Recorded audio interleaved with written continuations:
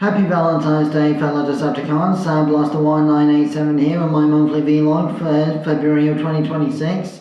Today, in the spirit of Valentine's Day, I'll be going over one of the, relationship type things in the Transformers franchise. Specifically, the relationship that developed between Grimlock and Blackarachnia in Transformers Animated from 2007 to 2009. For those who don't know, the animated version of Blackarachnia was originally an Autobot called Elita 1, whose powers were very similar to Rogue from Marvel's X-Men comics, whereby she could download a temporary copy of other Transformers' special abilities and weapons just by touching them. Much like the way that Rogue can temporarily absorb the powers of other X-Men by taking her gloves off and touching them with her bare hands and such. So, the relationship with Elita 1 started out with a sort of love triangle of sorts between Optimus Prime and Sentinel Prime from a Transformers animated series. Then the dreaded Arca 7 mission, an unsanctioned off-the-books mission to steal energon cubes from a crashed Decepticon ship on a planet full of giant mutant spiders, went wrong and Elita got left behind. The bite of the spiders basically corrupted her downloading ability and mutated her body into a techno-organic form that ended up becoming Blackarachnia.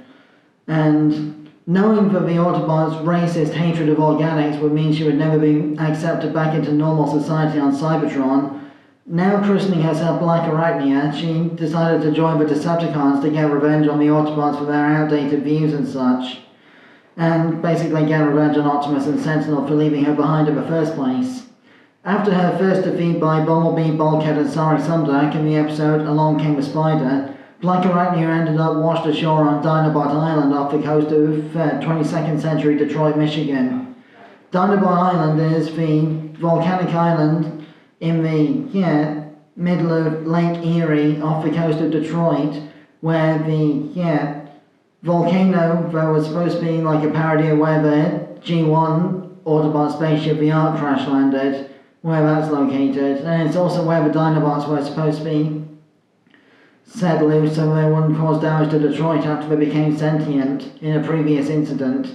So, after moving to Dinobot Island, Blackarachnia ended up eventually becoming close friends with the Dinobots and especially close with Grimlock and constantly flirting with him in an attempt to basically manipulate the Dinobots into following her orders since nobody else would, due to the fact that the Dinobots were still primitive and low intellect and didn't share the original Cybertronian Autobots' racist tendencies toward organic and techno-organic life forms.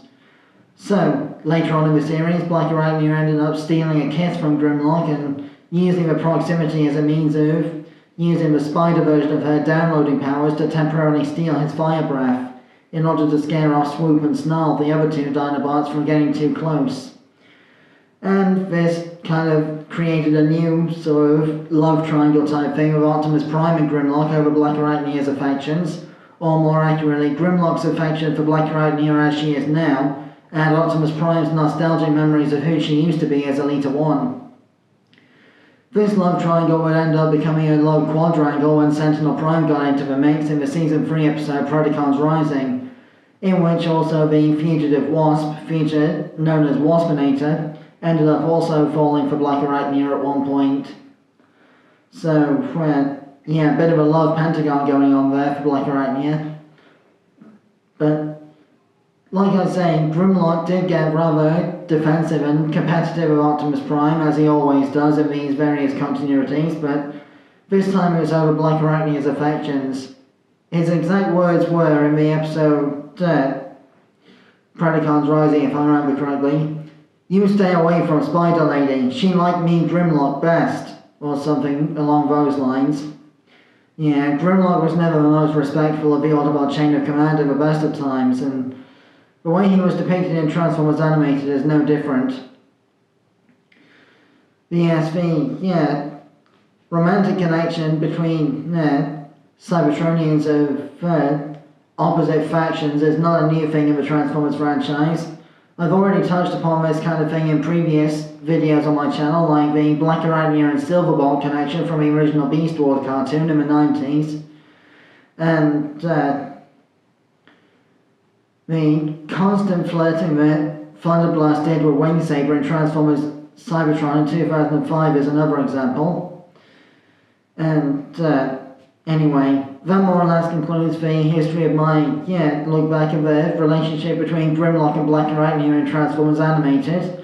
If Season 4 had continued with the plans they were supposed to have instead of being cancelled, there's a possibility that the Dinobots might have stayed loyal to Blackarachnia when she rose up with her new Predacon army, having used what she learned from the Waspinator situation to perfect her techno-organic mutation technique.